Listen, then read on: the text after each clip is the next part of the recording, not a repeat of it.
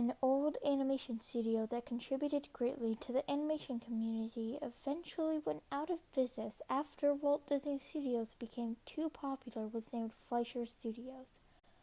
But after Walt Disney Studios eventually won this battle, they gave us many characters, movies, and animations we still love and know today and for many years to come. You've probably heard of Walt Disney Studios.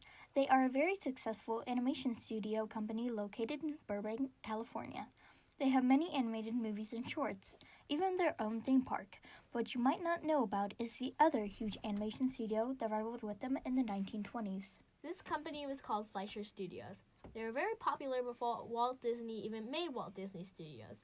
They produced many cartoons and even made some inventions, one of which being the rotoscope. It is an old gadget that is still used today. The rotoscope is an animation tool used to draw animation characters of a real-life video and photograph. It is also used in videos to make their movements and looks more realistic. It was arguably the Fleischer brothers' best invention, but it wasn't the only thing their company produced. Fleischer Studios created many characters, some of which you might still know today, including Coco the Clown and Bimbo, as well as some of their more popular characters like Betty Boop and Popeye the Sailor. One of Fleischer Studios' characters was Coco the Clown, who was born after Max Fleischer filmed his brother Dave in a clown costume and traced over the footage with the newly invented rotoscope. In design, he appears to be based on German clowns, due to his slit eyes. Bimbo was a little humanoid dog and Betty Boop's love interest. Bimbo appeared in many animations, whether it was being tortured by evil cults or escaping to Betty Boop's home. He was always on an adventure. Bimbo was the smallest of the characters, combining the small stature of a dog while remaining bipedal. Another character they had was named Betty Boop. She was originally a humanoid French poodle until she was later transformed into a normal human. She is depicted as a sex symbol with her curvy body and short dress. Her age is supposedly 16, yet she was still an extremely popular character and was featured in many shorts. A character whose name you might still recognize to this day is Popeye the Sailor. He was a grungy and grumpy sailor with strong muscles. He kind of promoted healthy eating due to the fact that some of the cartoons he was featured in would have him eat spinach, which would then give him enough energy and strength to do whatever it was he couldn't do before. A popular Disney character was named Oswald the Lucky Rabbit. Small problem though, Oswald wasn't legally Disney Studios' character. He was leased to Universal Pictures. When Universal hired them, they said they didn't want to make a cat character. There were too many animated cats that were popular, so they made a rabbit instead. Disney allowed Universal to name the character, and all was well. Although the first try making Oswald didn't work out, after some trial and error, they were able to make him successful. There was a dispute though, and the parties canceled the contract.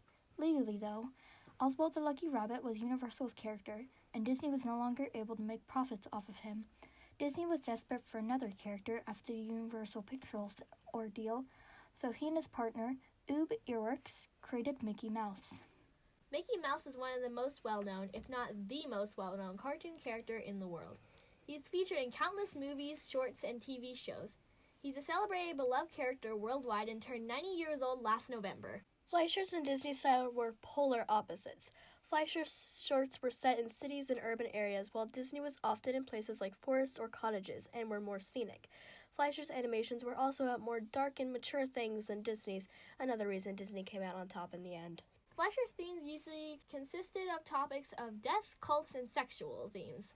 And it has many demonic themes to go along with their animations, which should not be very kid-friendly at times.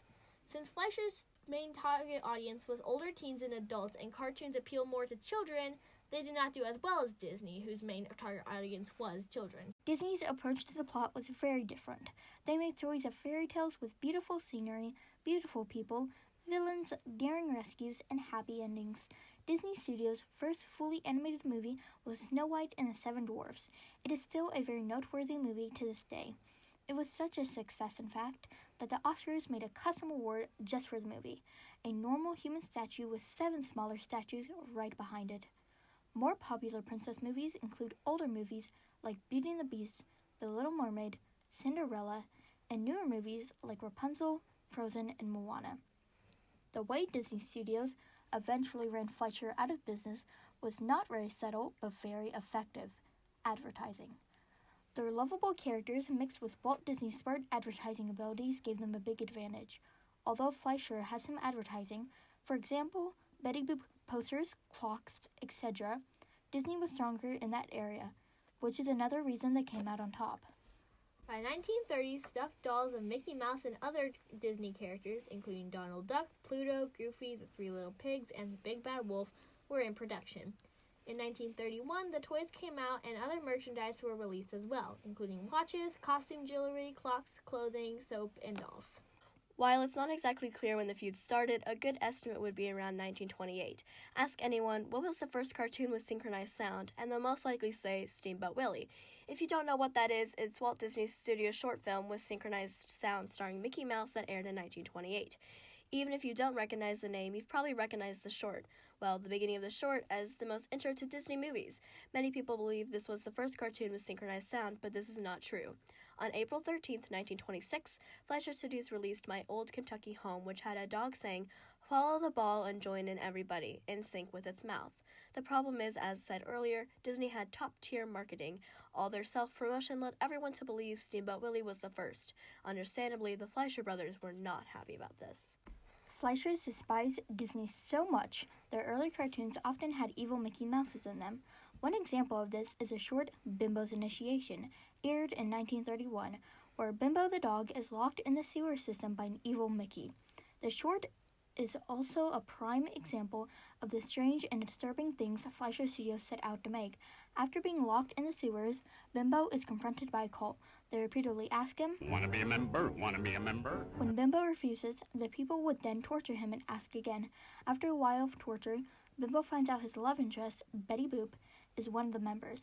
Betty asks him, to which he finally agrees, and it is revealed that the entire cult was made of Betty Boops. Weird, I know. This shows that Fleischer had some weird and interesting characters and storyline. Again, how Disney could soar and Fleischer die out. While Fleischer was still in business, however, one of the characters went downhill, just another cause for their eventual downfall. The Hayes Office, an organization which at the time dictated the moral televisions can have, deemed Betty Boop as not appropriate, which is arguably true. Fleischer Studios was forced to make her tiny skirt longer and after her scandalous personality. Her appearance was also altered, which caused her once curvy body to look more, chubby. These changes made her less appealing to the main target audience and her popularity went down. In the end, all these faults and disadvantages led to the closing of Fleischer Studios. Disney was becoming too popular and running them out of business. They were also heavy in debt and just couldn't stop the impending doom. Max and Dave Fleischer were forced to give all copyright information to their distributor, Paramount Pictures, after being fired. The company was then renamed Famous Studios. The brothers went their separate ways, but they both continued to make cartoons. Max made television cartoons and educational films, while Dave supervised at the Columbia and Universal Studios. Disney died at age 65 from lung cancer, right after the beginning of the construction of Walt Disney World.